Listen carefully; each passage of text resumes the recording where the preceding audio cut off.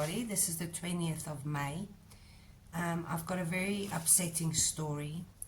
There's a big community of refugees or looking to be refugees, Afrikaners, that I'm involved with and the people in my community.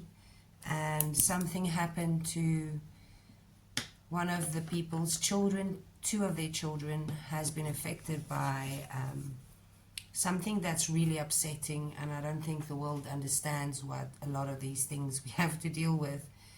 There was a shootout between two taxis. Now, they are those white taxi buses driving. It was in Meyerton, and they were actually chasing each other, shooting at each other. And that went past the high school, in between the high school, Hoërskool Dr. Malan and Laerskool Midvaal in between, and then in between there's like a study center for kids that does online schools. This family's children is at the online schools, and I will be putting a voice note also into this video of the son explaining to me what happened today. One of his friends got shot. Our hearts, our minds and prayers will be going out to the family tonight. So while these two taxis were driving and shooting at each other, they were between the schools, and stray bullets hit one of the kids, and apparently there was also not two children, but two people shot dead. So the police, it seems, went into the taxi ranked area, which is also close to the school, and there was 10 AK-74s found at the taxi rank, 10 AK-74s, and 9 9mm pistols was found at this taxi rank. So the little girl wrote to me, and I'm going to read this to you. Hallo Tannie, ek is 14 jaar oud. Daar was 'n shooting by die hoërskool gewees in dieselfde straat as my online skoolsentrum. En my skool is baie naby aan die taxi rank, maar waar hulle geskiet het. Ek ken ook die ou wat geskiet was. Waar ons moet een keer 'n week moet skool toe gaan, wil ek glad nie meer gaan nie. Want ek is bang.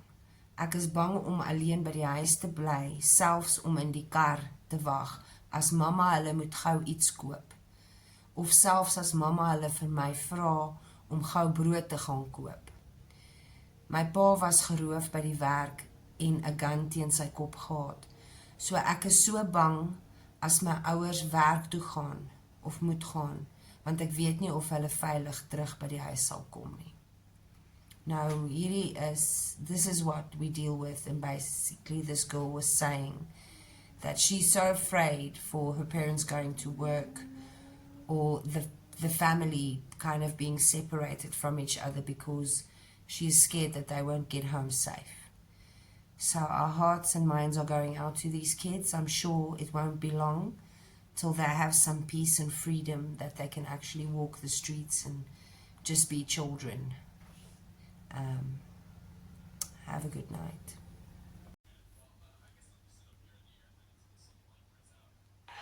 Ja nee Tannie, dis is 'n klomp stupidheid daai.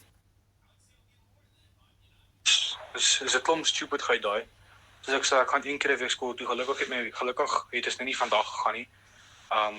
Een van my vriende, twee van my vriende ou wat geskiet was, en naam was Adrian Greiding. Hy is een van my vriende gewees, toe ek nog in Milan was. Het 'n foto gesien met 'n vriend, Jaden, my beste vriend. Hy is nog in Milan. Hy was daar gewees, hy stuur my vanoggend 8:00 se kan stuur my 'n boodskap. So vir Tannie die boodskappe forward. Die sê vir my, nee, die mense, daar's die hele skool, die mense, die juffrouens almal freak uit daarso.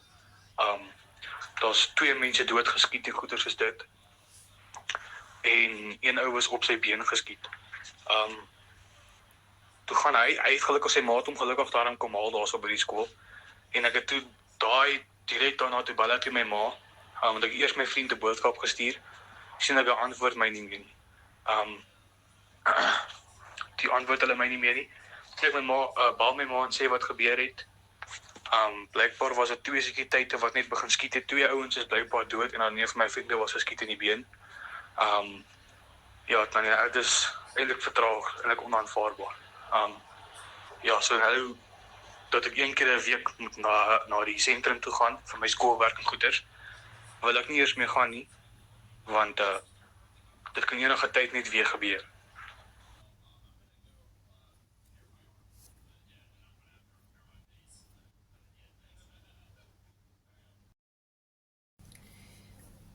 So you heard the voice note. That boy is 15 years old. This is really upsetting, and our children are really kind of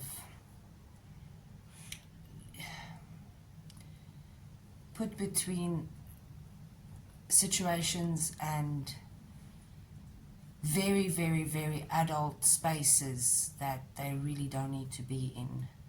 This is really, really upsetting. And I hope the world sees this and hears this and feel our plight for our kids and our kids' safety. How much security do we need to actually keep our children safe?